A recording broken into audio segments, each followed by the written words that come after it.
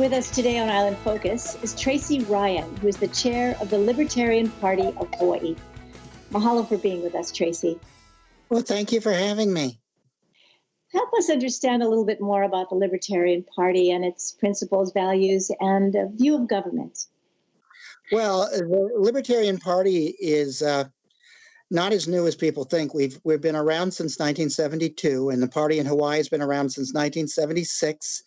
As I understand it, it was founded by people who were protesting the Vietnam War, but were much more fiscally conservative than a lot of the other protesters were, and so they looked to do something that was a little different.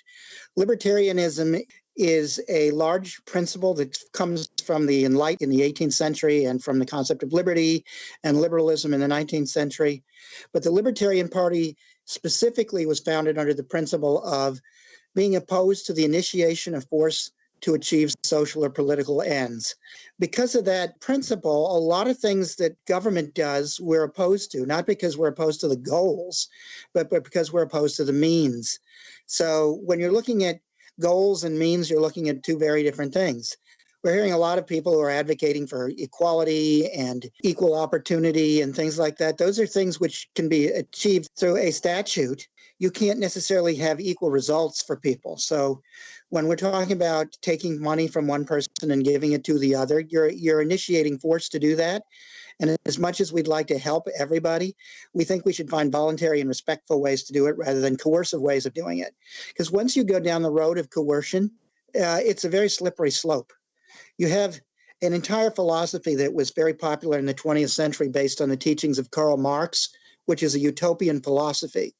But in practice, it became an authoritarian, abusive, horrible thing because the means then justified the ends. And so we're very much against that approach to anything, not just with government. Government is just the one entity in the community that claims a right to force people to do things. Private sector can't force you to do things. They can try to bribe you, but they can't actually use coercion. So how does the Libertarian Party demonstrate its values in the community? Well, the joke is that libertarians are made up of Democrats who went into business for themselves and Republicans who got caught smoking pot. So, in other words, when you're the recipient of government coercion, then you tend not to want to identify with those two parties, and you come over to the Libertarian Party. Our problem is trying to convince people that it's just as important for you to stand up for others who are having their rights attacked as it is to fight only for your own.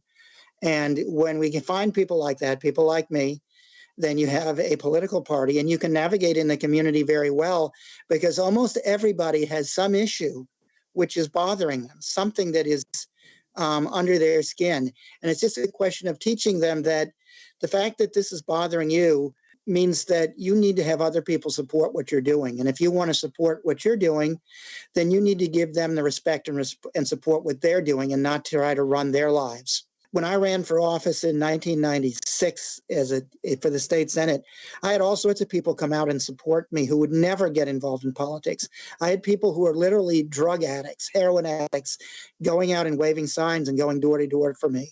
If anybody knows how hard it is to motivate someone who's a drug addict to do anything other than take care of their own business, this was really made me feel proud that the people who are really at the bottom understand that freedom is good for them.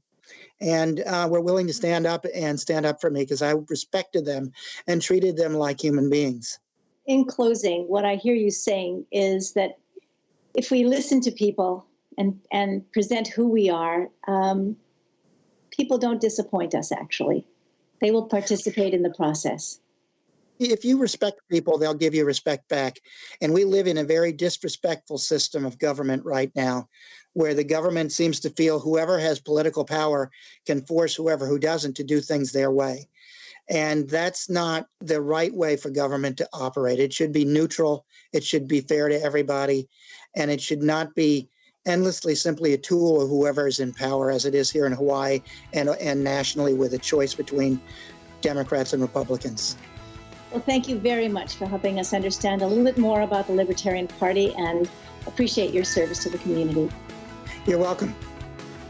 Mahalo for tuning into Island Focus and meeting Tracy Ryan, Chair of the Libertarian Party of Hawaii. Aloha.